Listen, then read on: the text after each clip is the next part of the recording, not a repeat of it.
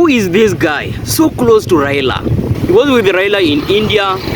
Later we saw him at Raila's current home. On social media you'll see someone by the name of Salah.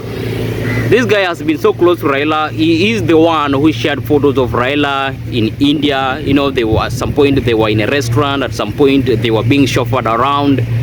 And people are wondering, who is this guy? I had to do my research. This guy, number one, he calls himself Salah. And people wonder, who is he to Raila, because they are so close. So what I am learning is that Salah is an entrepreneur. He calls himself entrepreneur. If you went to his social media accounts and looked at his profile, you would see entrepreneur. So meaning he's into entrepreneurship. But now the big question is, how come he's so close to Raila? What I am learning is that Salah is an adopted son of Raila.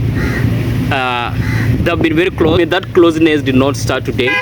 Some people even say that he used to hang out with Fidel Odinga, and later Raila adopted him as a son. And also people say he hails from Migori and he comes from some wealthy family.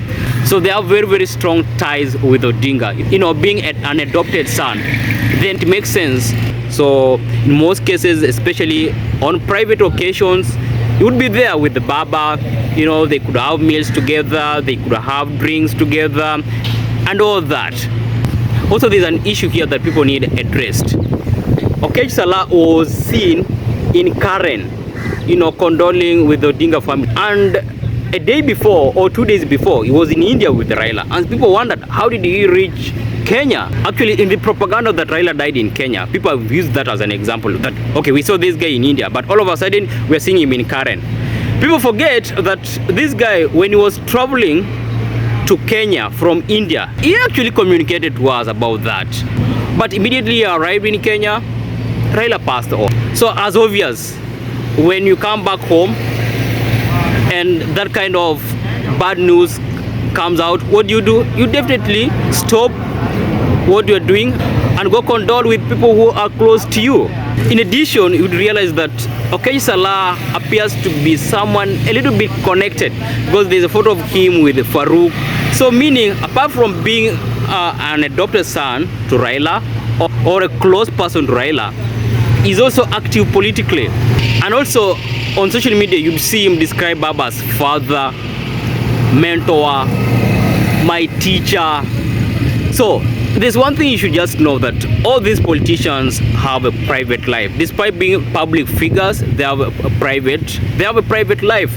And in their private life, they have very close family members, they have very close friends, confidence, they trust them, they share their personal space. So you shouldn't really ask, who is this guy, when Raila himself and the entire family have been comfortable with the guy. So don't have so many questions, because this is someone that is known to the family, known to people who are close to Raila. So what you should know is that people say Salah is Raila's adopted son. He's also into entrepreneurship. He hails from Migori, and his background is also wealthy or networked, and he's also active politically. And it appears they have been together for long. It's only that you've not been seeing the guy close to Raila in public. So, in fact, if you checked his social media accounts, he registered them just in September. So he started posting content on his accounts just recently. Yes, you should know that. But what I know is that Salah has been a very close person to the Odinga family. As I mentioned, people say he's an adopted son to Raila.